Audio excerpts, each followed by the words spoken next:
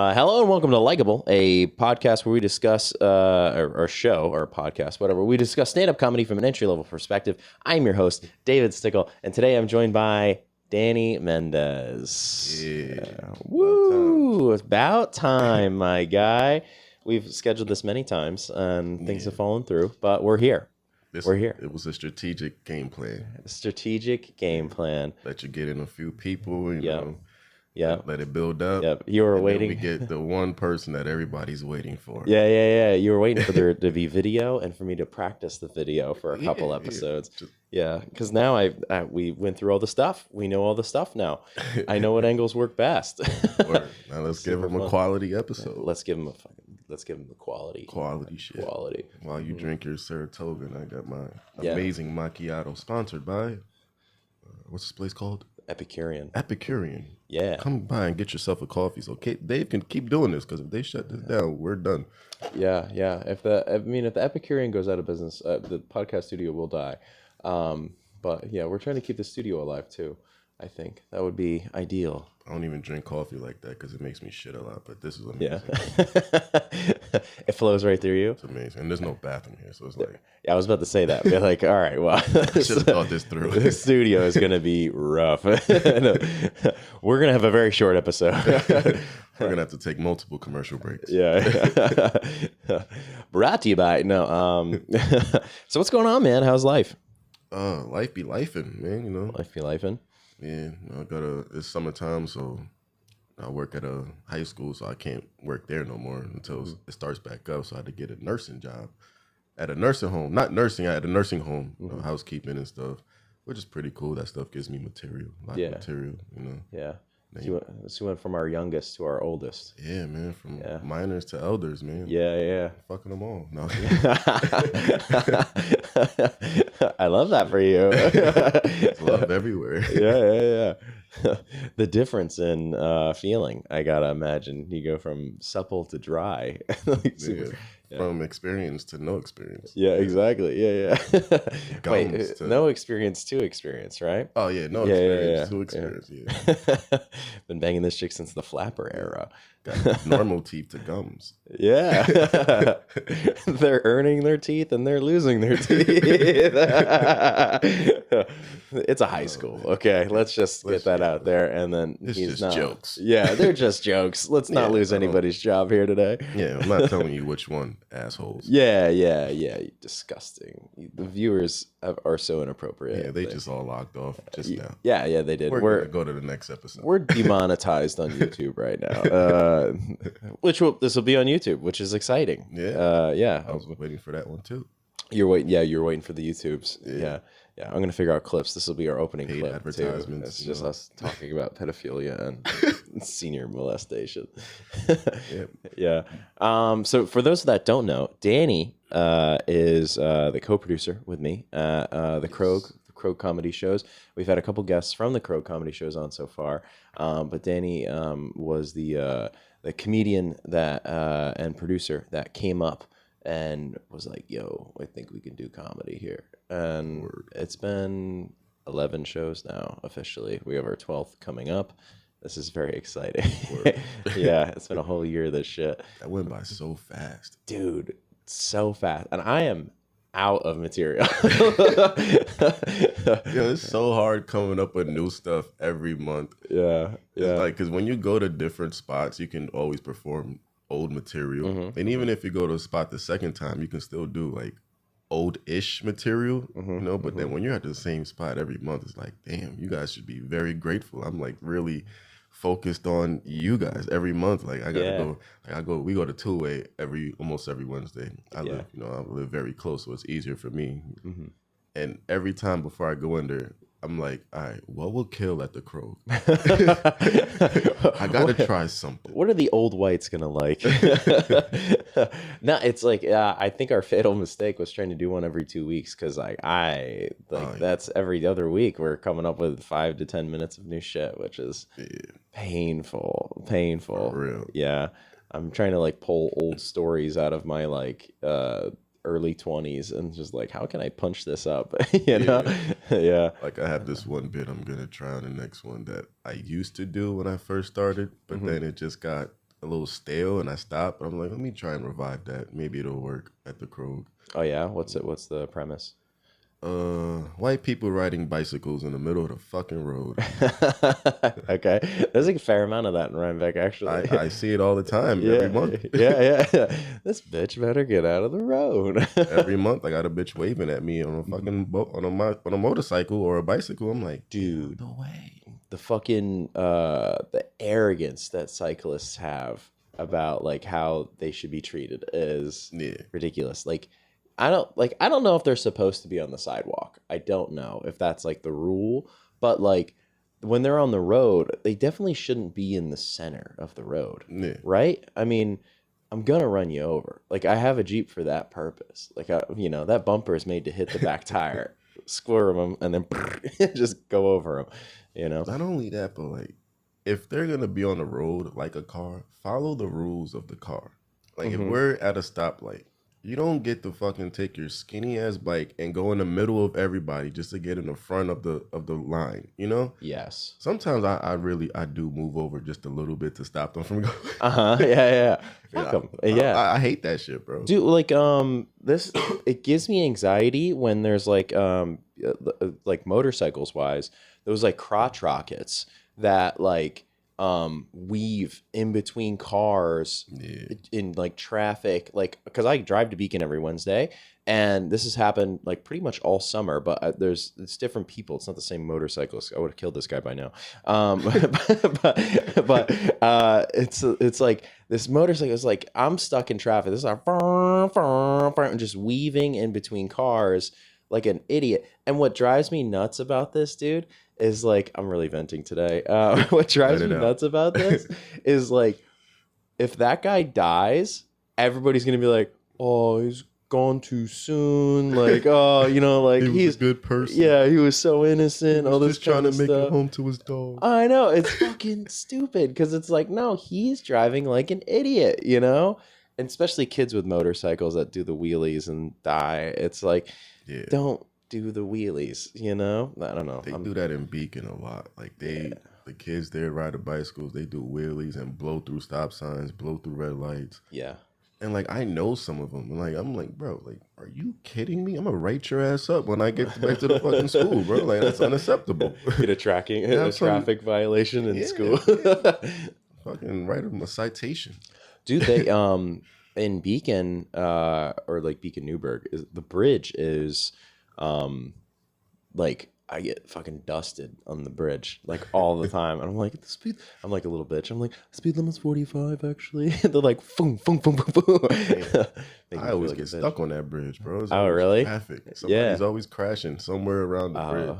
Thankfully, I have not dealt with that so far. Yeah, fuck that bridge, dude. Just don't go over that bridge. I know. I do it when I go to when I do the two-way mic and then go to the night swim mic. I have to cross over to get to the throughway, and then but yeah, it's pretty smooth. But I gotta go to that mic. Heard it's a good one. Yeah, it's sometimes it's like good and sometimes it's a little weak. This past week, it was like 3 of us, but to be fair, all the mics were kind of dead this past week.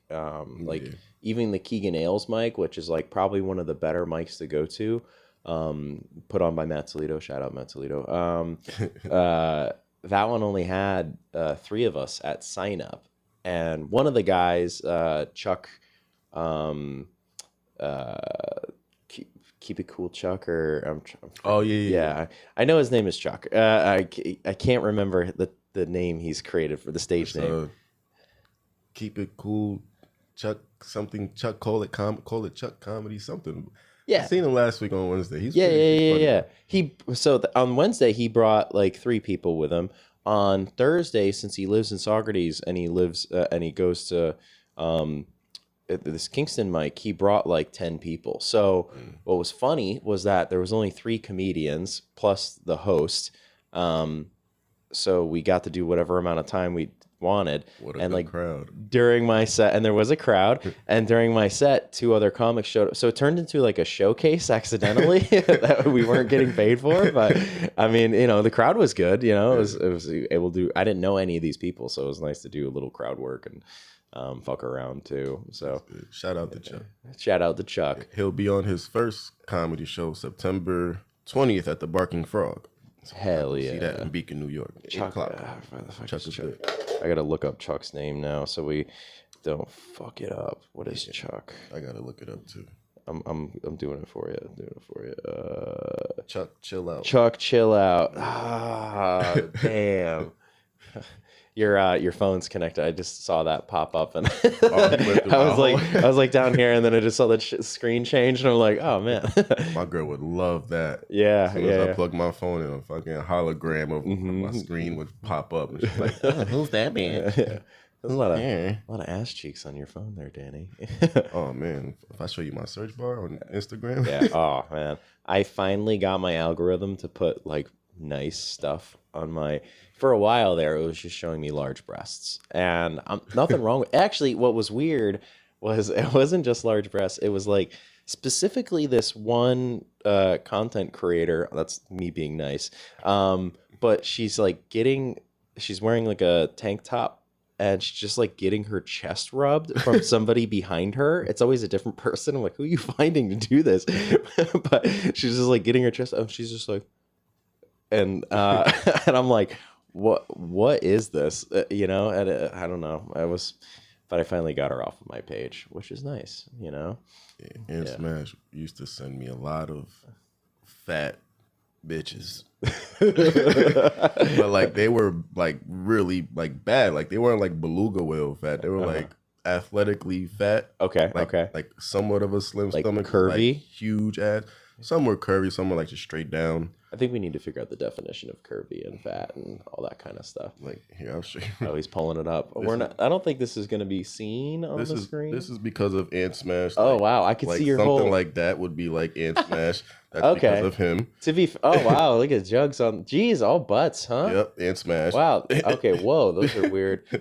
So Ant Smash you people my can't whole see algorithm this. up. Thank you. That algo. Appreciate it. It's still. I can. Oh, okay. Just turned off. Let's turn it off. Yeah, it just turned off. That's so funny that I can see that.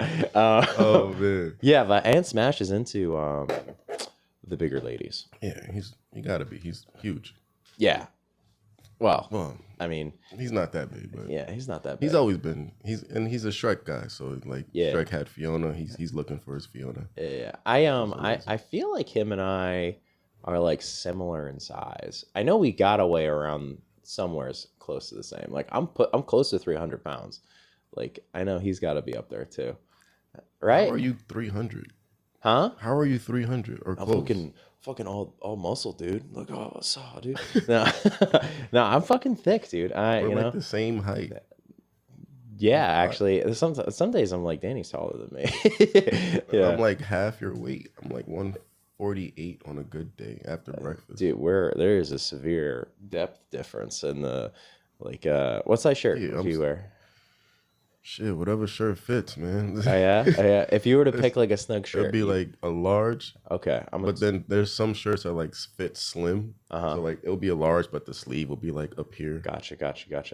So it's like I gotta try it on first, and I'm like a female at the stores. I gotta try it on before I leave. I'm like a 2X guy. Like I'm just like comfortable. Like 2X is my thing. You know, throw it in there. That should look like a robe on me.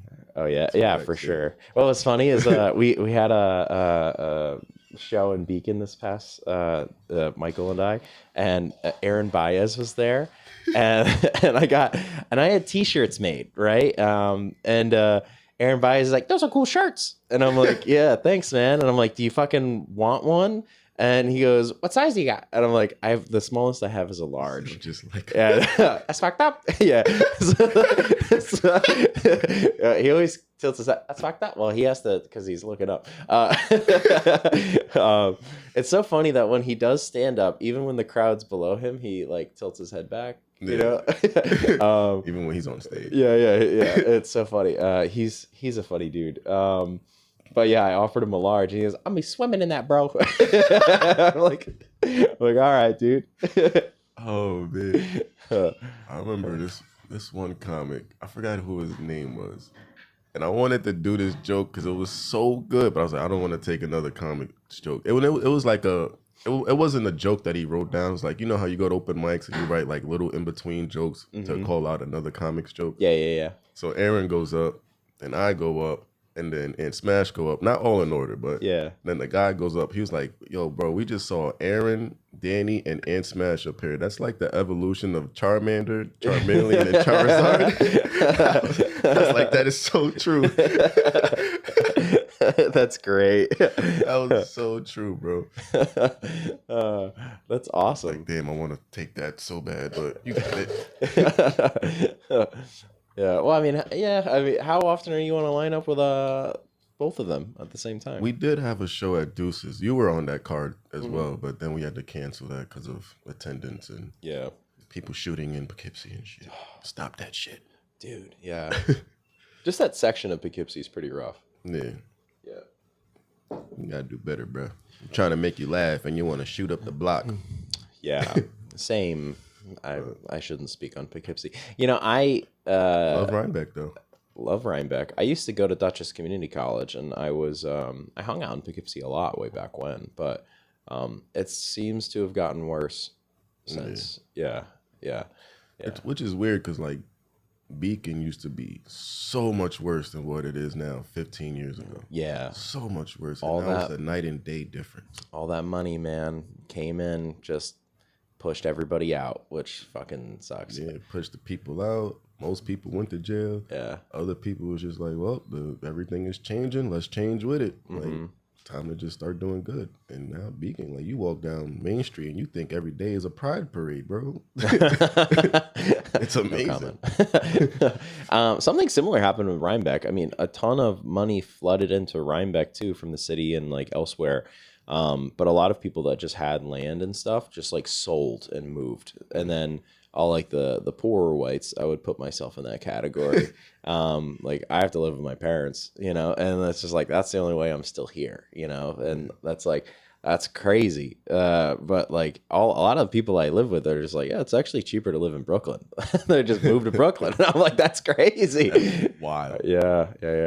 I never once would have thought Brooklyn would be a safe place to live in. I know. And look at it now. It's like, well, it's actually not safe because you can say the wrong phrase and somebody's going to tattle on you. They're like, no, you can't talk about people like that. I remember back when I was like 20 years old, I was in Job Corp. And my roommate, his name was, let's not say his name. Let's just call him O. Okay. O for short. O for short. So O lived in Brooklyn. I lived in Poughkeepsie, but we was like really close roommates. You know, we was really close. And he said, yo, one day come to the block, you know, bring some weed, we'll smoke, you know, I have a couple drinks, couple girls, you know what I'm saying? I'm like, all right, bet, yeah. Gave me the address. I take the 4 train all the way up to Brooklyn, took another train. And I'm on, I forgot exactly where, but I'm around Flatbush because that's where he lived. And I look down the block that I'm supposed to walk at, and I see people on this, in front of this building, people in front of that building, people right there just hanging out. I'm like, bro, you got to meet me in the corner, bro. I'm not walking through all this. Everybody's already looking at me. Like, he's like, nah, chill. Those are all my people. I actually see you right now. Come on. I'm looking. I'm like, yo, nah, ain't no way you see me.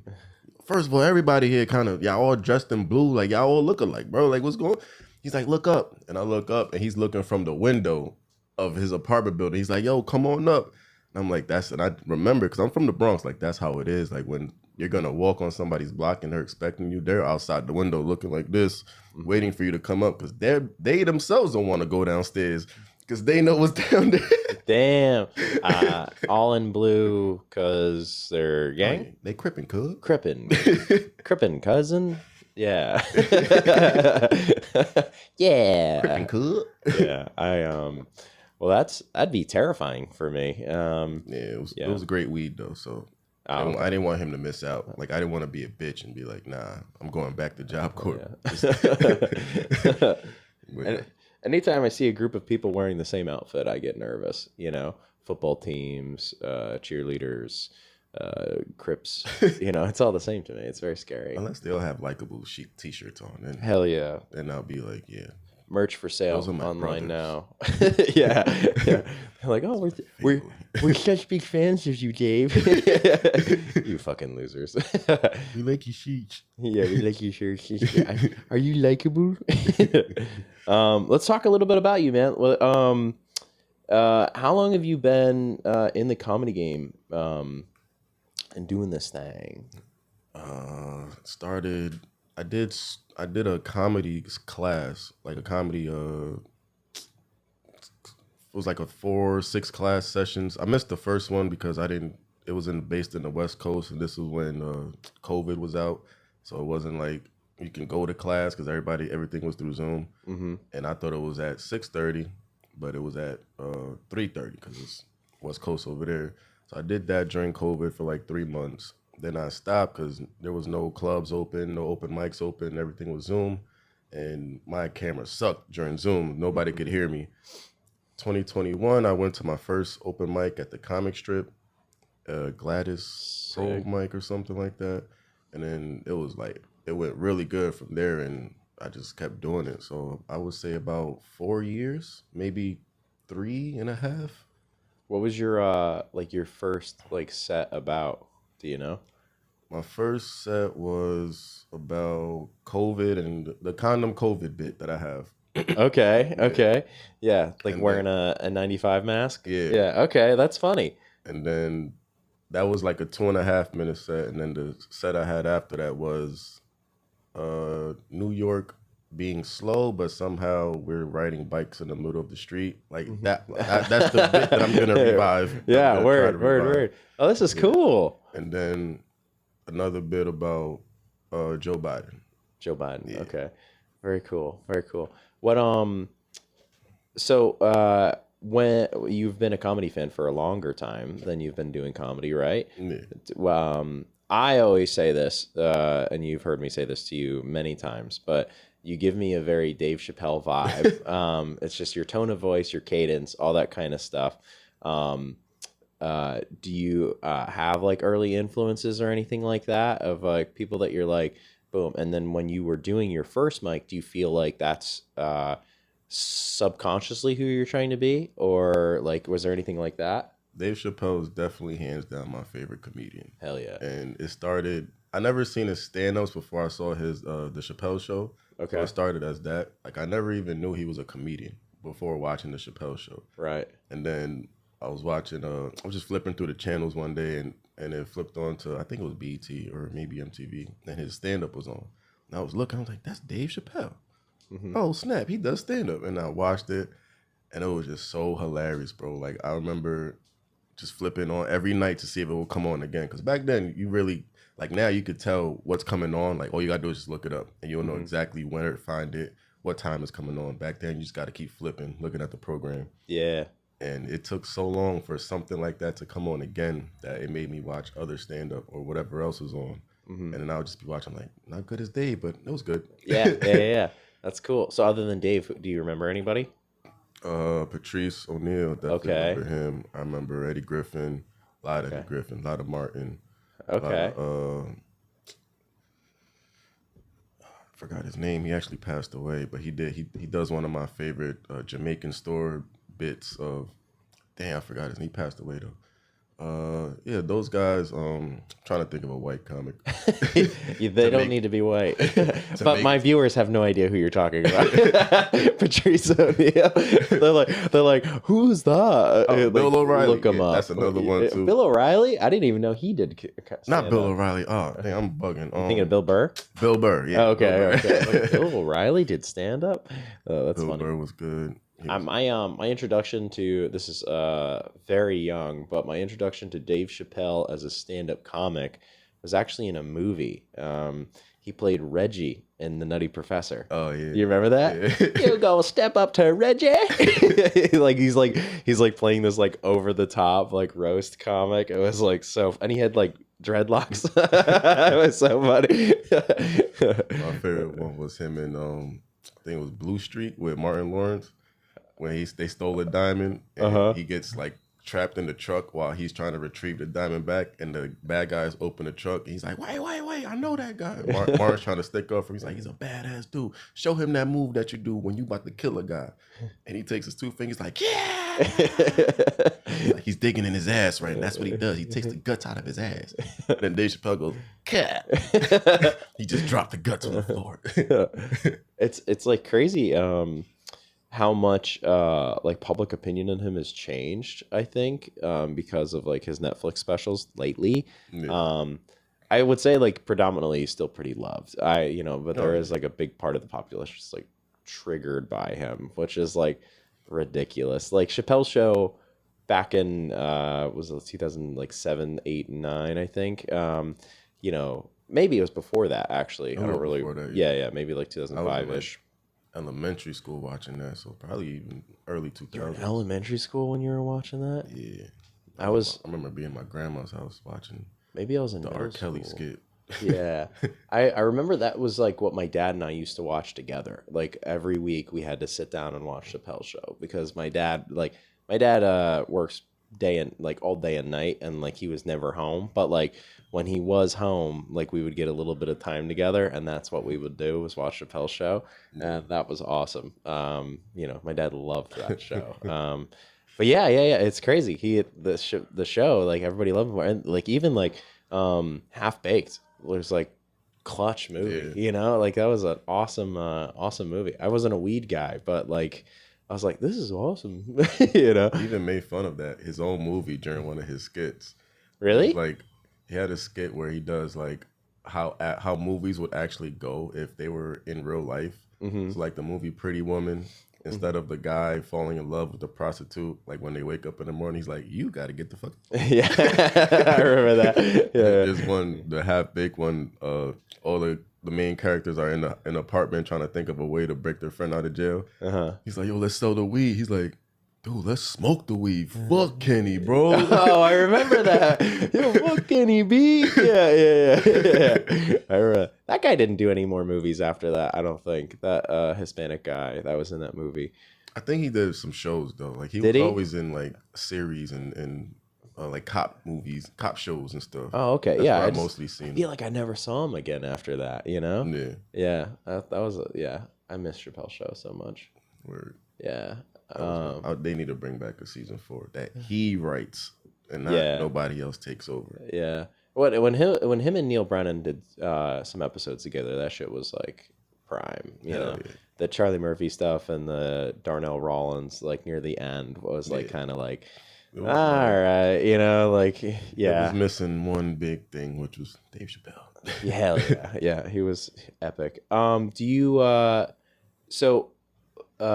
you also became a fan of roast comedy, and you're very good at that, but also like you're exceptional at crowd work too. Which is like our introduction was like my first open mic. I went there with a bunch of friends at Laugh It Up, and you went before me, I think, because I was like later on the right. I think you went before me, or did I go after me? Yeah, I went before you. Yeah, you went before. Yeah, because I actually referenced you in my set. Actually, I'm remembering that. So like you went before me, and it was like Travis, Don, Kirsten, my bartender, Michael, and my friend Michael, and me. And you were up there, and you noticed that Dawn took her shoes off. And you're like, look how cozy this girl is. She almost had her feet on the table. Yeah. She was all like bundled up in the chair. It was like, you could tell she was very comfortable because you only bring out like socks that you would publicly wear in public. Mm-hmm. Like with no shade. And they were white socks, very black on the bottom. I was like, yeah, she feels she's at home. Yeah. She was cozy as hell, man. Oh, yeah. Yeah. That was all of our first like comedy open mic that night, which was pretty wild for me and my friends. Like, that was our first one ever witnessing. Yeah, that was a very confusing table because I'm like, I tried the girl that had her shoes off and the guy right next to her. I thought they were a couple. And it was like, no, we're not a couple. I'm like, oh, so y'all a couple. No, we're not a couple. I'm like, what the hell is going on here? Yeah. Why are y'all sitting so far from each other? Uh-huh. Yeah, Travis and Dawn were together, but they were like diagonal, I think. Because Travis wanted to sit in the front and Dawn wanted to sit in the back. and Kirsten wanted to sit in the front, so she was across from Travis, and then Michael was next to me. Yeah, that was a funny time. Yeah, I was like, look, they playing footsies, and everybody looked down like this. Yeah, I think you called this like a polycule or something like that, or no, you just found out that I was the only one that was like alone at that table.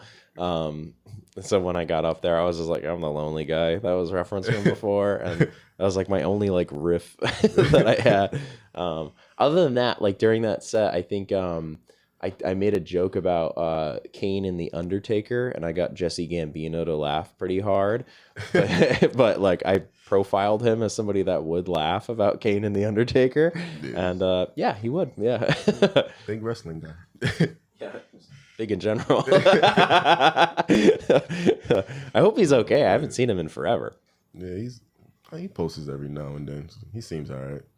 Word. Cool guy. Episode that's coming out tomorrow is Mike Ivanov, and Mike. That's my guy. Yeah, Mike is. Every time he sees me, he goes, "Oh, I got tab open. Go get beer." Yeah. He credits Jesse for a lot of his stand up because he's like, I come to a show, and you know, because he went to a Keith Prince show, and Jesse was a part of that too. And then he's like, Jesse Gambino, he told me to do stand up, and we did. And so it's like, Jesse really influenced him.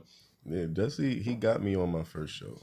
Yeah, him and Keith, me and Keith. He got me and Keith on our first show, and our first open mic too as well. So he kind of really showed us the door to comedy. Mm-hmm. And then we kind of just took it from there.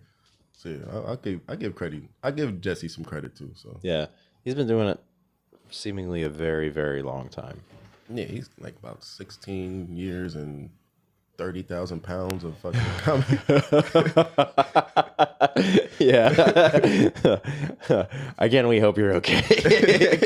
Oh, yeah, Jesse. Yeah. Haven't seen you in a long time. Yeah. He might be the one listener that I have. I don't really know. Yeah. I'll listen to, bro. Yeah, thanks, man. It's funny. Hey, how you doing? This is another gentle entrance into your ears as a Disruptible pops up to tell you about our upcoming shows. Isn't this exciting? This is so exciting. Let's see. By the time this comes out, the 9/9 show at Three's Brewing with Mr. Nick Bailey is going to be come and gone. I'm sure it's going to be a sold-out show. It's not right now. Oh, God. It's going to be a sold-out show, and it's going to be such a good time. On 9/12, which is the Friday after this episode comes out, I'm at the 5th Borough Comedy Festival in Staten Island at the Cantina, which is very exciting. I'm not excited for traffic, but I am excited for the opportunity to do some comedy for some Staten Island folks. I don't think they go by that. And then on 9/17, the following Wednesday, I'm in the Capital Region's Funniest Competition. I need people there to vote for me. So if you're around, vote for me and Pedro. All right, never mind.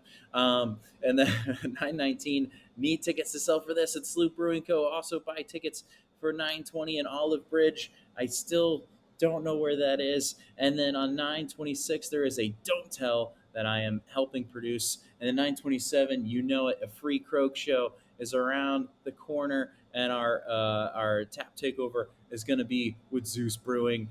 Excited, we're going to have Anthony Zenhauser on that lineup. October shows, there's so many, but we're very excited. And well, you know what?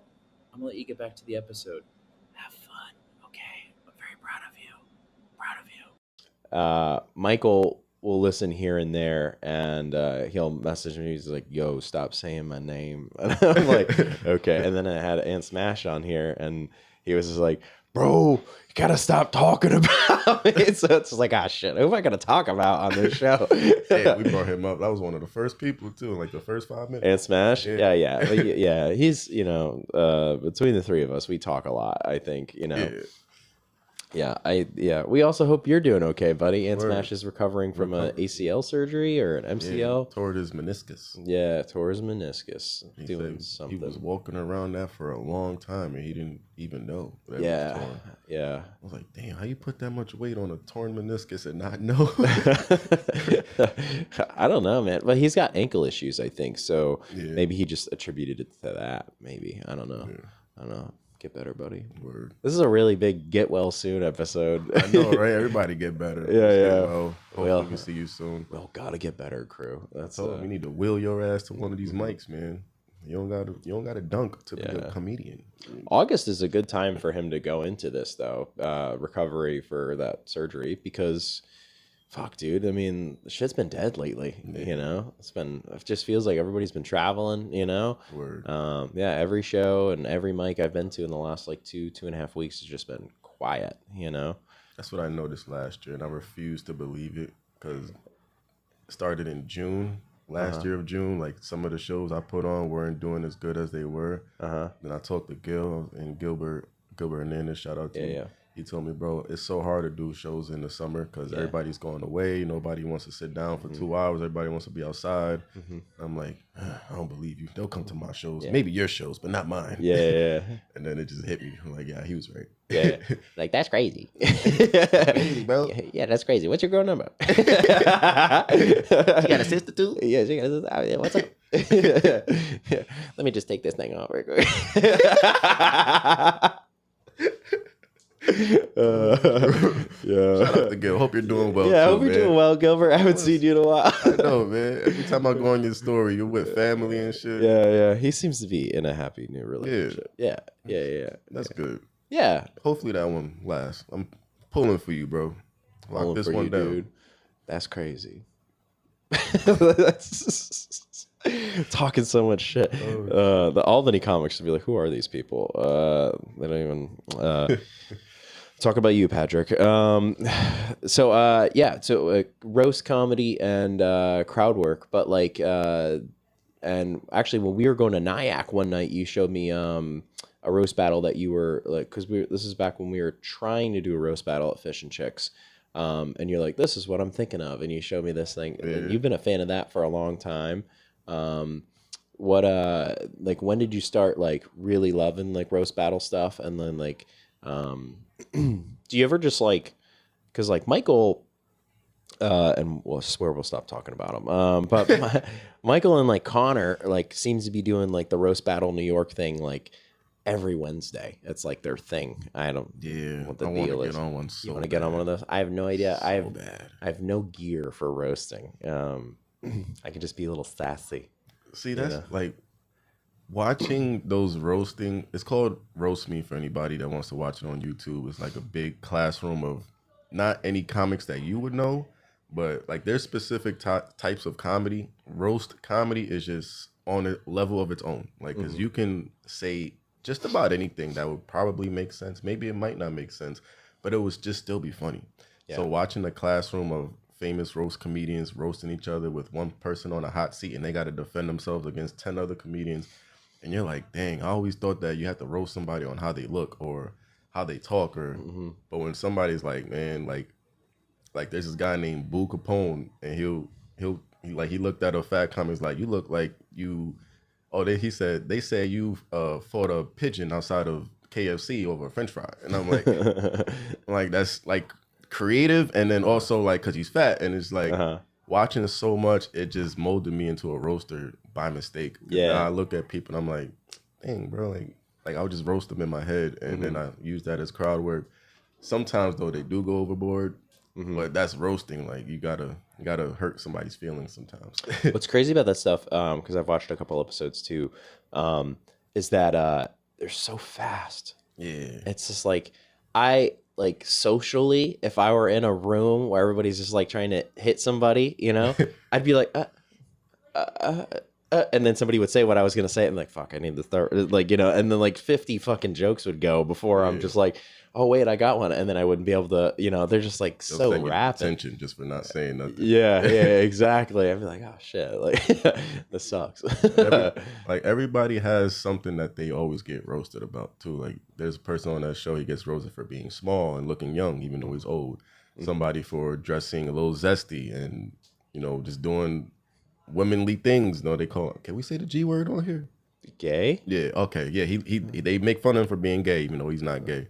But Okay. they still say he's gay. It's okay to say that. Yeah. I don't want to get canceled. No, you're good, man. There's Yeah. another dude, he's old, but he looks young, so they make fun of him for that. Like, everybody always has a niche of what they get roasted for. Is that what zesty meant? Zesty's gay, yeah. Like, Oh, okay. like I was when you like, show a little you said he sass. dressed a little zesty, and I'm just like, I'm thinking, honestly, man, this is how dumb I am. I'm like, zesty Doritos, like, like he dressed like spicy, you know, like, Like, you ever had something that was zesty tasting? Like, yeah. that's what's zesty. That's like lime and lemon, right? Zesty. It's like Zesty. that's good, a little sour. Yeah. But that's zesty, Yeah. like this. Okay, good to know. Oh, that's what camera too. Zesty pod, yeah. Zestiable.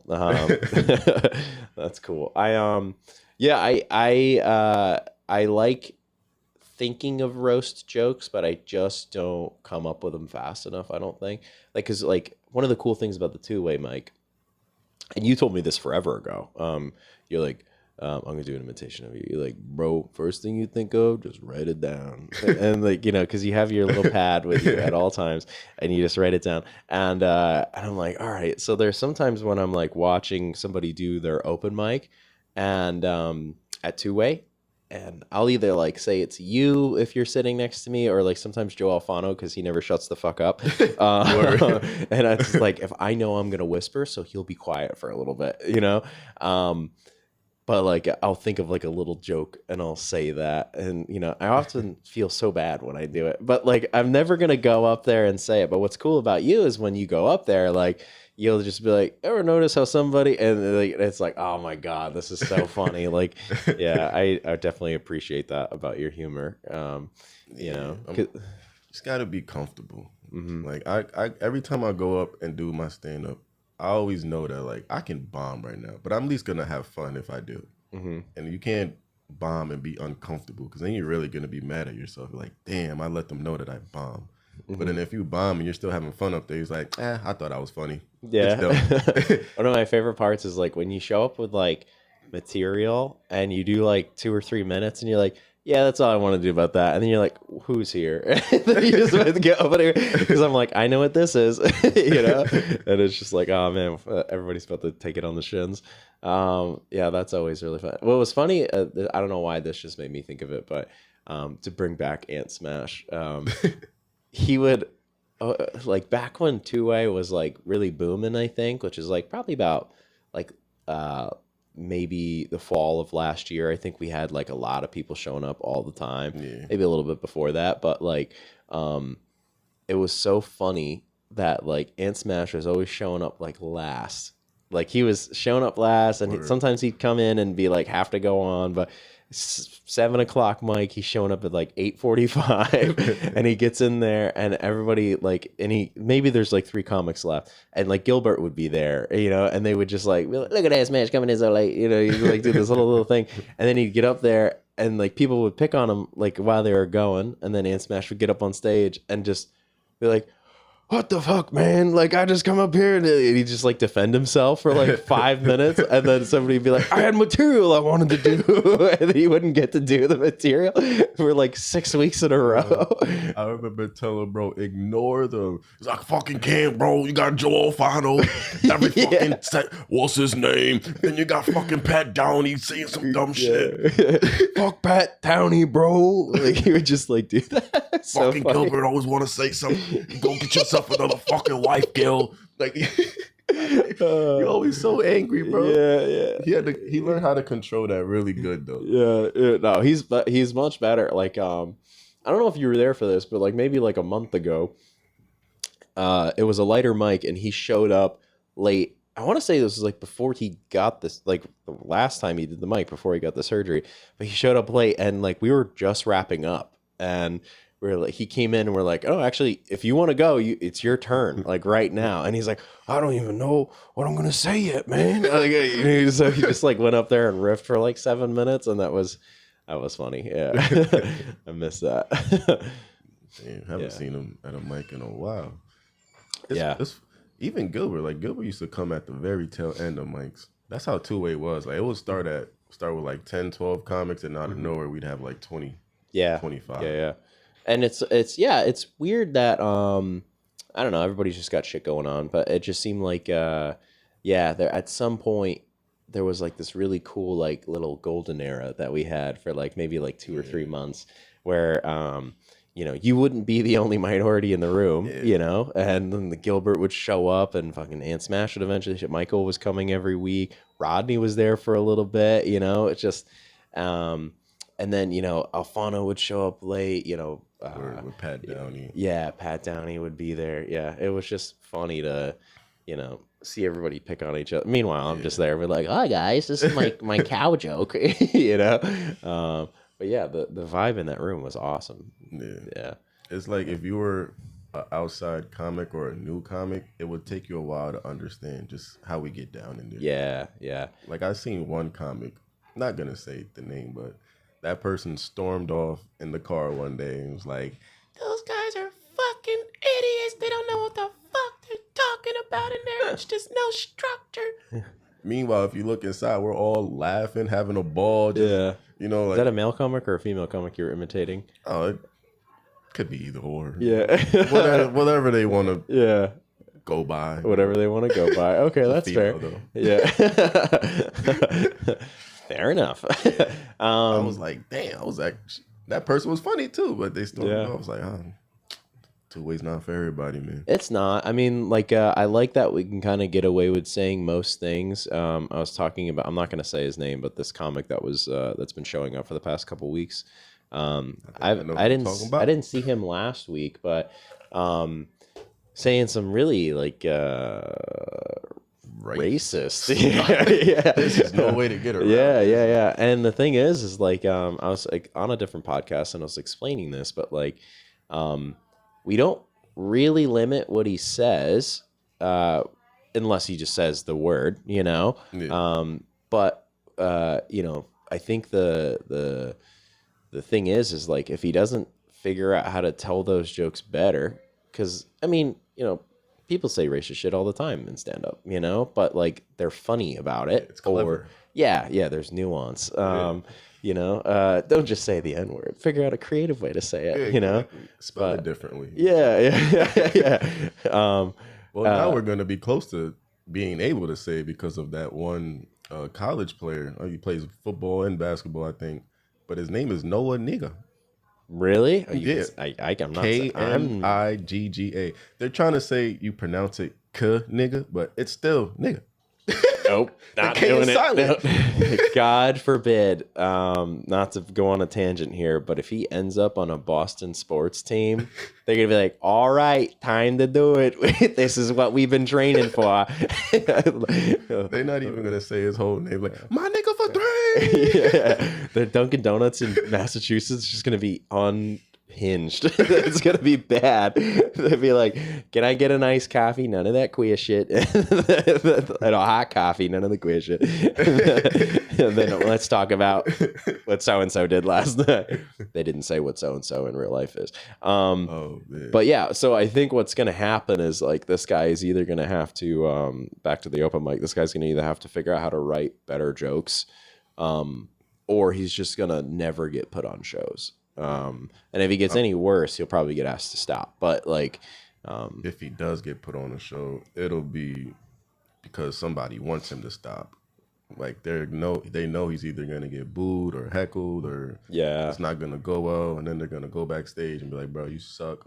Not you suck, but like change your shit because like as a producer though, I mean, that's got to be like. To do it now, I feel like would be to really be asking. You don't have him on a show, do you? Hell no. Oh, okay. I was gonna say like, No. I was like, are you breaking this lightly to me? But like to do it, to be like, oh, I'm gonna derail this show. Like, you know, if you're producing this, unless you have like a very good like black comic coming up after him that is just like geared up and like, hey man, put him on a show, let him do time, and then when he gets done, I'm gonna fucking eat him alive. You know, that's a good reason. Yeah. Yeah, it would also just be funny to see him do those jokes in a black room. You know, like we don't do the room anymore, but Queen City. I mean, it would be, if he was in there, he'd probably get his ass beat. He wouldn't make it out the door, bro. But it would also be like a good thing to be like, if you believe these jokes, you would say them anywhere, right? Yeah. And if you believe they're not offensive, you would say them anywhere, right? Do them there. You know, how big are your balls, dude? I don't think you would. I would be scared to bring him there because not only would they beat his ass, but they'll beat my ass too, just for bringing him there. Yeah. Like, Danny, this is your company. Yeah, you're getting fucked up with him. Yeah, we're never using you again, dude. Yeah, no, I hope he gets better at it because I never want to see a comedian stop doing comedy. If he really, it does, like I've seen his notebook, and other than the swastika, no, I'm kidding. His notebook does seem to have a lot of jokes in it, and it's just like, all right, so he cares about this enough to write a bunch. I don't know him that well at all, but like he cares enough to write a bunch. Like hopefully he can just direct that to good vibes, you know. But, or just do shows for the Klan and that's it. Yeah, there's a market for racism now. Yeah, that's good for him. You know, maybe he's on to something. You know, he's practicing for the big Klan rally. Yeah. Matt Rifle. He's gonna be. Bill Boom. Yeah. I was trying to think of somebody with the last name Lynch, but no, that's too far. Marshawn Lynch, but he's black. Yeah, hold my dick. Yeah, I think anybody. Yeah, no. It's weird to have be black and your last name Lynch. It is, right? Yeah. Damn, moving on. All right. Yeah. No. Dark times for our country. Dark times. Yeah, man. Well, I mean, we'll wrap up soon, but I mean, just talking about like shows and stuff. I mean, I also got to give you a lot of props, you know, because like when you came into Krog over a year ago now, it was I didn't know shit about shit. I mean, you were just like, yeah, man, this is how we're doing the lineup and this is why, and you know, like you were very like helpful in explaining it. So I got to give you a lot of credit for that. You also are very influential in me figuring out crowd work too. I think I watch a lot of crowd work on YouTube now, but like definitely like watching you a lot too, and like your note about like, oh, it's the first thing you think of, you know, write it down, and that like that stuck with me. I brought it back up because it stuck with me, you know what I mean? And that was like probably a little throwaway thing for you at the 2-8, but I can actually remember where I was when you told me that pretty early on. So I do owe you a thank you for that stuff, man. No problem. Yeah. It definitely helps when you don't have material for 2. You're like, yeah, man. I'm just trying to, because I don't have anything. Yeah. So the last show we did, I was like, dang, all right, I'm going up third. Mm-hmm. I'm not going to ask him to put me on later because I don't have material. That just seems so irresponsible. So hopefully this works. Yeah. I was like, you know, like when I'm trying to like figure out like order or something like that, and I'm like, I don't want you to feel slighted because I'm putting you up earlier, but I just understand that like, I want to get it done and get off the stage at the Krog at this point, just because it's like, man, they have seen me enough, you know, like, oh man. Yeah. It's good that nobody has said like, don't bring that comic back or anything, because I've got that a few times from the shows I've done. From like the Krog or not Krog, Queen. I've got it in Queen City. I've got it in Fish and Chicks, and that was only it.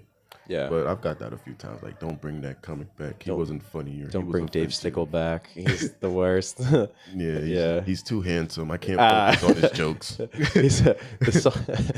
He's the Ritz cracker of comedy. It looks like very boring. He needs cheese and pepperoni to actually be worth it. No, I mean, thankfully we haven't. I don't know if we've had a bad show. We've had some just okay shows, I think, at the Krog. but the crowds have always been big, which is cool. Or it's a lot for how small the room is, I think. There's people that be standing the whole show. Yeah. Sometimes we'll have, don't tell the fire department, but we'll have more than our occupancy, and people standing around watching the show, and then that's a black woman. Is it? I don't know. No, I'm sorry. I didn't think there was any of those out here. we're in the woods. That's guys. like the whitest thing you've done I've ever seen you do, where you're sitting here and you're like, oh my God, there's a black woman here. Huh? I almost got up and introduced myself. Yeah, we're like, hey, how's it going? Like, hey. Are there any more? Is there? Not to sound, where's the cookout? Not to be offensive, but there has been more black people in the community. I'm very excited about this for Rhinebeck. This is probably the most racist thing I'm going to say, but I've noticed, and I'm just like, oh, that's awesome. There's I always like it at the Krog when there's just like that one black person there. Yeah. Or maybe two. It's like, all right, I can connect with this person. Yep. Even though if even if I'm a little hood and they probably didn't grow up in the hood, like I know we can still like riff on each other. It's the same black person every time. Too. Yeah, it literally is. We got one. Shout out John Barry if you. Yeah, John. He's so cool. He has a very successful business, but he also DJs for fun, and he takes it so seriously, which is awesome. Because I love it when people are passionate. But this is a stupid story about John Barrett. Maybe you'll think it's funny. I don't know. But he was moving storefronts in town once, right? And he used to have these big fucking concrete like planters with these giant plants in them, right? And he borrowed my hand truck one day, so we're like literally just like rolling a giant plant down the street or down the sidewalk, and I'm like, I've told him this in person, I believe, but I was sitting there, I was just like, man, white people are just gonna think that like black people up here steal plants. It's like maybe we'll cut that out. Just regular plants, not even weed plants. Yeah, just big old vases, and it was so funny because I'm just like, optically, this doesn't look good. It looks like we're doing like a Home Alone, like he's tall and thin, I'm short and stout. Like we're just like stealing the shit. I'm Joe Pesci. Steal the stuff that's inconvenience. Yeah, but it was cool. He's cool shit. But yeah, the one black guy in the crowd. It's always great to see him there. Yeah. Other than the comics, yeah, we have fair representation. Sometimes you're the only black person on the lineup. That's when I'll let you host. Yeah. Your people. Bring Yeah. Talk to the whites. Gather them up. I really do. I really do feel like, and I'm excited for if we do the white translator bit. I've been thinking of a few. Bits too. It'd be funny to practice it a 2-way at some point, and then we can just see how it feels. But to try it out and to just have me just like kind of break it down for. And me to go extra white on it, Cause I hold back at the Krog to try and be just a little bit proper, because I know if I talk how I want to talk, they're not gonna understand me. I say a few slang words, I'm gonna have to break down what it means, and I don't want to have to break it down. You break it down. Yeah, it'd be funny. Now he says that'll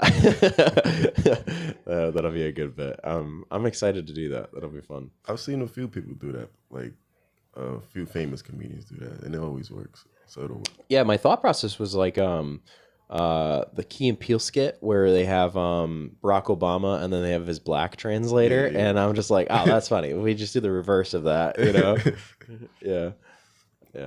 I seen that on Kill Tony with Cam Patterson and David Lucas translating for Tony. Okay, that's funny. Cam said something, and one of the other guests that was there, white guest, he was like, I have no idea what the fuck you just said. And David Lucas was like, oh, what he said was that being on Kill Tony has opened up plenty of opportunities for him. Yeah. He's like, fuck it. we should hit that. we should do that soon. Is there anything you wanted to talk about before we wrap it up here? Anything you want to promote? So Kingdom Comedy. August 23rd, I believe. Right? August 20th. Yes, August 23rd. Kingdom Comedy, which is a comedy business that I am trying to promote, trying to have go active. One of my dreams is to have my own comedy club. So go on Instagram, Facebook, follow that page, help me out in my dreams. Maybe you can donate. No, I'm kidding. You have to do that. Sponsor. That we use different words. Sponsor. Oh yeah, sponsor. Yeah, sponsor. Sponsor's cool. August 23rd, we'll be at the VFW in Beacon for a show there. There's first 50 ticket purchases will have a free champagne bottle for the table. So a champagne bottle. Champagne bottle. Damn, that's solid value. What is supposed to be a date night for couples, so take advantage. Yeah, before it runs out. Yeah. Who's on that lineup? Is me, Mike Keegan, Connor O'Brien. Great comic. Sean Connor, I think his name is Sean. He calls himself Connor. Mike Keegan, I said. Dr. Anna Lapelli. Oh, love Anna. Yep, done many shows with her. I feel like there's one more. Is it Ngubiade on there? Yes, and Michael Agunbiade is on there. Yeah, that's my guy. I got your schedule down, buddy. Yeah, they called them the African Prince on the flyer. African Prince. What? Who wrote that? The guy that made the flyer, his name is Anthony Peterson. Has Michael made a comment about that? He loved it. Oh, did he? Yeah, I guess it's the last name Agunbiade. If I put that on a flyer and he saw that, he'd be like, "Take that shit down." He'd be up my fucking ass. In the last show when you brought him up, that was hilarious in itself. How I said his last name? He was like Agunbiade. Agunbiade. Like that's how you say his name, right? I mean, yeah. Agunbiade. Whenever I bring it up, I always put that accent on there. Like I say, Michael Agunbiade. And you hear like the drums in the background. I cannot do that. We cannot go Wakanda on this one. Have one of Michael's cousins hit you with the yeah. Woke up 3 days later next to an elephant. No.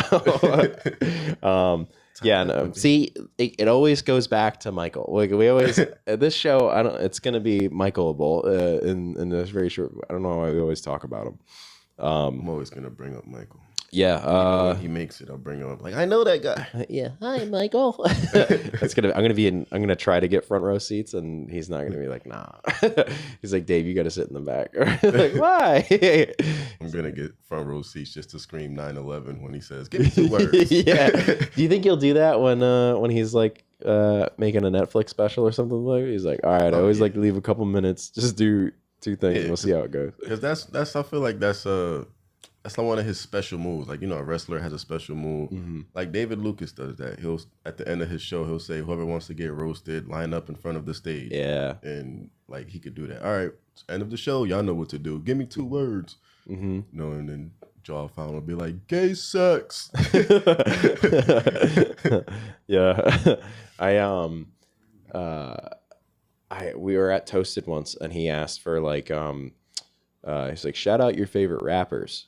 And I was like, Jay-Z. And he goes, because that's where he was going with it. And I completely ruined what he was trying to do. So afterwards, he's like, don't do that. I was like, okay, sorry. I was trying to help you out. I didn't yell Ice Spice. I'm sorry. Yeah, that's sorry, buddy. I never forgot. Never forget. Don't do it again. Yeah. Or I won't go on none of your shows no more. Yeah. Yeah. He's gonna abandon me at some point. Mostly because we keep talking about him on this fucking show. I'm so sorry. Like this is not the Michael Ngubiade show. We're talking about Danny Mendez, who is it's okay, ain't much to talk about me. Yeah. Now there's simple. plenty to talk about you. I owe you so much. You've been a really great friend to me in all this. You've shown me a lot of ways on how to do this. Like I've really learned a lot from you, which is I'm so grateful for. Yeah, dude. You've also put me on so many shows, which is huge. So I mean, I owe you a lot for that too. It's always appreciated. And yeah, man, I mean, a lot of this isn't possible without you. So, Appreciate you, dude. Appreciate Your eye twitched when I said that. I'm so sorry. Yeah. It's nice to be appreciated. Yeah, man. You deserve it. You deserve some praise, man. Yeah. Not like a kink praise or anything like that. No, it's okay. Yeah, I'm not gonna hold the baby on, man. Yeah. You no, we're not gonna do that. All right. Do it. Anything you want to say before we wrap it up here? No, follow, like, subscribe, sponsor Likable. Go on their OnlyFans as well. They have that hidden. Dave has pics of his feet. Yeah. And follow Danny on Instagram and social media. Also follow Kingdom Comedy, where Danny is producing shows to see all the lineups and ticket links for all of his upcoming shows, all that kind of stuff. Please like and subscribe. I guess, I don't know, that's what we're supposed to say. All right. Likable is filmed and recorded with Radio Free Rhinecliff. Thank you to Jen Hammoud, Matthew Rosenberg, and thank you to the Epicurean, which hosts us for each and every episode. Come in, stop, and maybe you'll catch us on the air. Likable is a comedy-based podcast where experts in absolutely nothing and should not be taken seriously. Consider this your daily dose of very questionable wisdom and hopefully some hilarity. Proceed with caution and a healthy dose of skepticism. Danny Mendez, thank you so much. Nice. Thank you. Thank you for having me. Ooh, music. Oh, dang. I did want to say one more thing. What'd you want to say? To the new comics coming out. Oh, word. The new era of comics that's coming out. Like bonus footage right now. Just a piece of advice. If there are any comics out there that's having trouble getting booked or having trouble getting noticed, do what I do. Start your own shit. Ooh. Okay, we're gonna extend this a little bit. That's still gonna be in there, but we're gonna say this. Yes. Yes. 100% agree. I think I wanted to do shows at the Krog because I wanted time every month, right? And I have that advantage of having the venue, right? Yeah. But Union Street, we got Union Street on board because wanted to do 2 shows a month. Now they're like once a quarter. It's just rough. We'd like to see you twice a year. It was like, awesome. We're going to build great stuff. but yeah, material by then. Yeah, I know. Actually, yeah, we're not going to run into fatigue with that. But yeah, that's so true. Like new comedians, I'm sure as a producer, you get approached a lot from people, right? Yeah.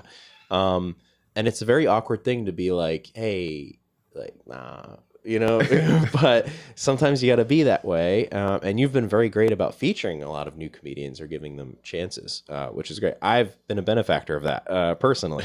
So like, that's always great.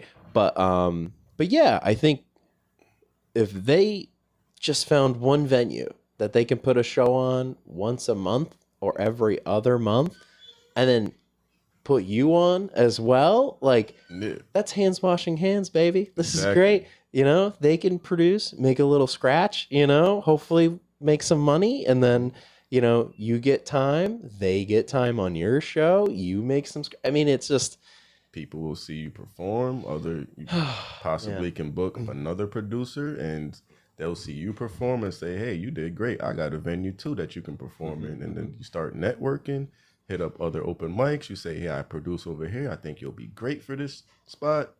You just build up your list from there. Pull up one person out of the city per show. Maybe they'll throw you on something. I don't know. But like one person from a different scene and every time.